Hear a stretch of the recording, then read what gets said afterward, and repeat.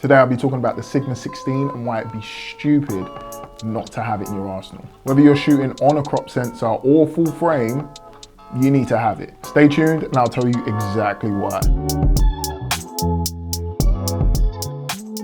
Down below on the timeline, you will see all of the different stops that I will be taking whilst telling you all about this lens. So feel free to pick and choose what you feel would be appropriate for your buying decisions. What's going on YouTube? My name is Marvin and I'm a photographer and videographer based right out of the UK, making YouTube content for creators who are thinking about their next step in photography and videography. It's definitely been a while since I've been in front of the camera.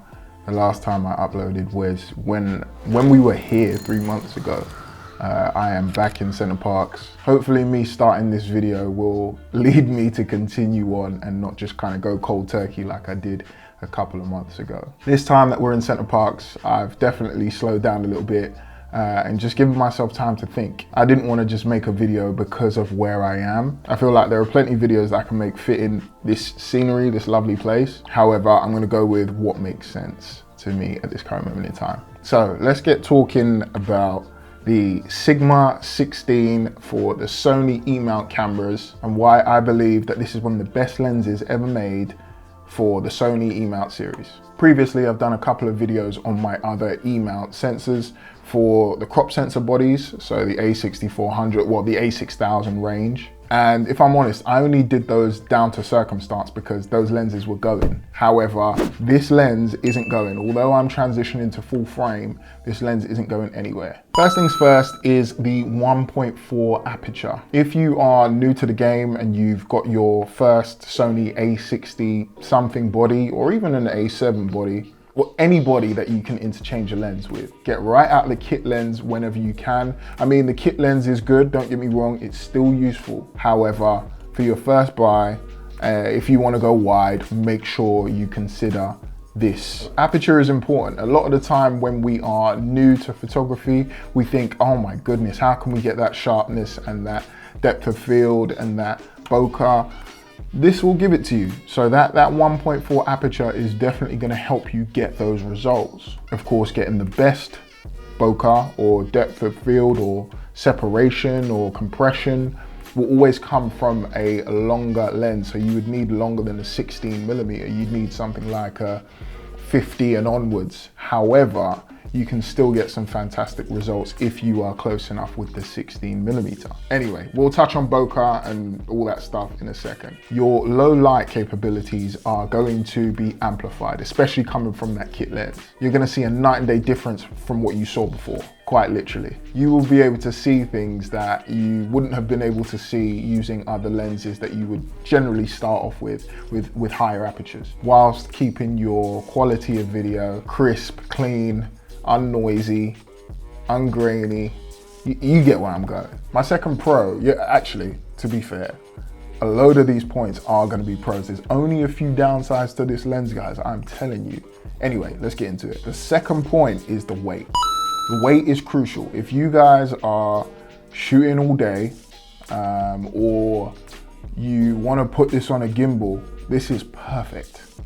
Like, guys, I'm telling you, it's perfect. It weighs 404 kilograms. What? It weighs 404 grams, which to most people might not mean a thing. 14.28 ounces. I don't know, that could help you. All I know is that when I tried to balance this thing on my gimbal, it was the easiest thing in the world. Maybe it's the perfect weight in comparison to the camera bodies that I use. I use the A6400 and the A7R4. Of course, the R4 being a little bit heavier than the A6400. However, when putting that on my gimbal, I never have any problems.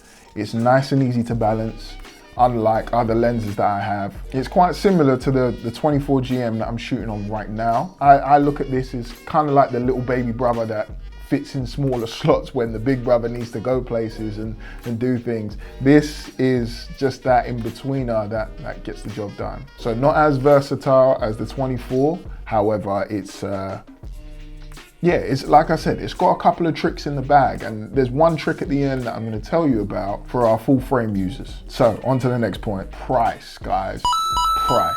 Price is ridiculous. You know what, whilst we're here, let's have a look. Let's see how much it costs. Sigma 16, 1.4 Sony, on the 19th of October 2021. Brand new from WEX, because I'm from the UK, I don't know what to call it. Tell me down below how it's pronounced. Is it Wex or is it WEX? You can buy this thing for £360. Guys, £360 is enough. Like, you could get a video project, like a cheap video project done just one time with this lens, with the price of this lens. Like, it doesn't cost anything. Like, I know getting started, that might sound like a lot of money. The money that this is going to earn you, I can't, everyone to their own, but the money that you're gonna spend is gonna flip itself. I'm just gonna leave it there. In the words of Jared Polin, Those Photos, the Sigma money truck will be backing up when they hear me say this. I'm gonna play devil's advocate. If you go onto the gray market, i.e. what used to be Toby Deals for me, now Efinity, same date, same time, you can get the Sigma 16 for £289. Now, before that truck completely backs away, gray market items are a breach of, I don't want to get into the ins and outs of things because I don't quite know myself. All I know is that they dodge taxing, hence why they are cheaper. So generally you'll find things for about 20% less. However, you will lose your warranty. So bear that in mind. The only time that I would say gray market might be good is if you are competing with used prices and you don't want to pay a local person around you and it's close enough, then maybe. However, I would always recommend that you go with a retail shop that is reputable, where you know that you can have a warranty and you can send things back if anything goes wrong. So, to everyone their own, but I thought I would give you all the options that I'm aware of. The next pro, is that pro number 3, pro number 4? I can't remember. The next pro is thread depth. Thread depth is important for filters. Now, if you watch my 18-105 review, you would have heard me talking about getting an ND filter. Currently, my ND filter is sitting on this camera, so I'll have to show you in B-roll. But long story short, I bought a filter for all of my lenses. So I bought the ND filter in a 72mm thread, when in theory, I should have only bought it for a 67. 67 is a reasonable thread depth for the price of filters you get. Once you kind of go over that, the price starts to bump up. You start to go into an elite section of lenses, and when you do that, like I said, the price goes up. 67 seems to just be that perfect range where you get a whole load of, or for Sony anyway, you get a whole load of third-party lenses like Tamron.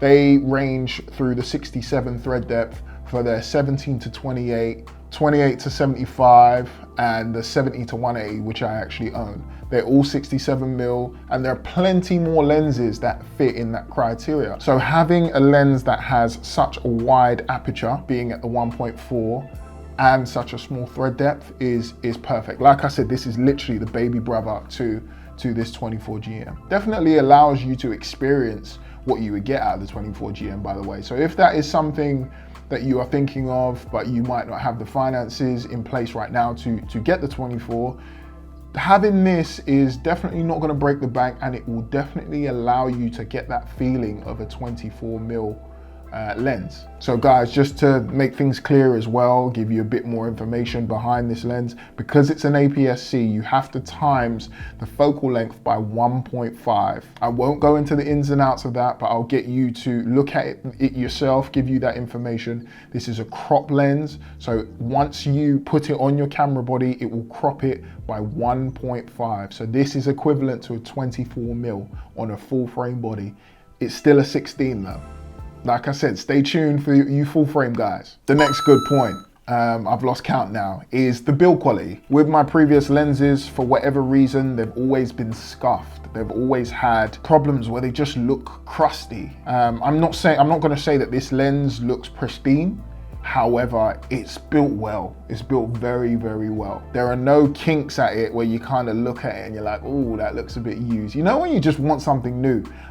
I guess that's the first world problems that I'm coming out with, but I'm sure some of you will be able to relate. Like when you've had something, don't get me wrong, it's nice to have gear that you know that you've used and it's done, you can see the battle scars. However, there's a nice freshness that this thing has kept, and I've dropped it, I've bounced it around quite a bit.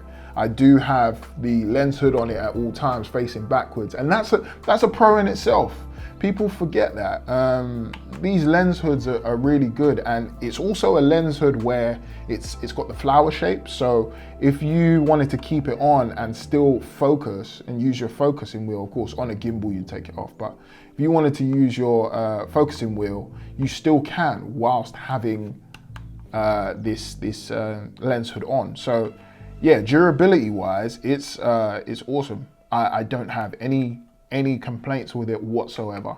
Focusing, close focusing is awesome. I wouldn't have any complaints, especially, yeah, you can get good shots, close shots out of this lens. You're not going to have any problems, especially it being a wide lens. There is definitely focus breathing. That's just the thing. On its big brother, this 24, the focus breathing is horrible. So when you compare it to some of the best, unless you're going down the video route, you're not gonna notice like if you're shooting photos, you're not gonna notice a difference. You only notice it when it comes to video, the video side of things, really. So it's there. I'm not gonna say that it's not. However, especially for someone new to the game, you're not even gonna notice. Focusing for photos though, impeccable. Impeccable. I'm not really someone to notice many focusing faults anyway.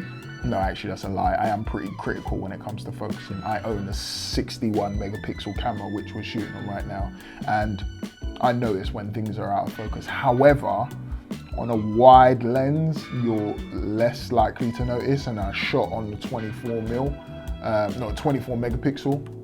Yeah, focusing in a whole, in a synopsis, I feel like I've done it justice now. It's great. You're not gonna have any problems. I should have touched on this in the first point with Aperture, but Bokeh is beautiful. I'm not gonna get into the whole, oh, I like the shape of my Bokeh and it's got to be round and creamy. Like, it's nice.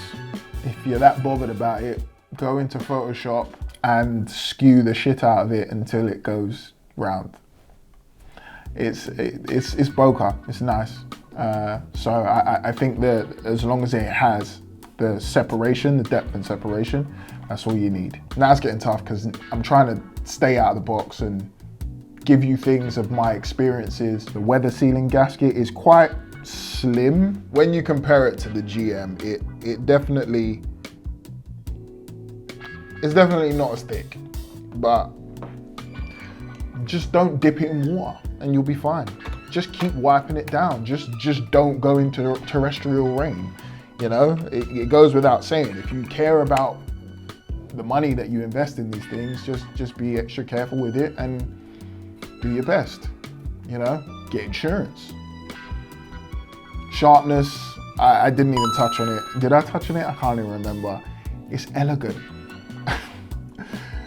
It's great, you know. Make sure you've got all the lighting behind you so that your images are clean and they're not noisy, and you don't have to degrain or clean out your photos, which then makes things soft. And you'll have the sharpest photos that you need with a 16mm, in my opinion.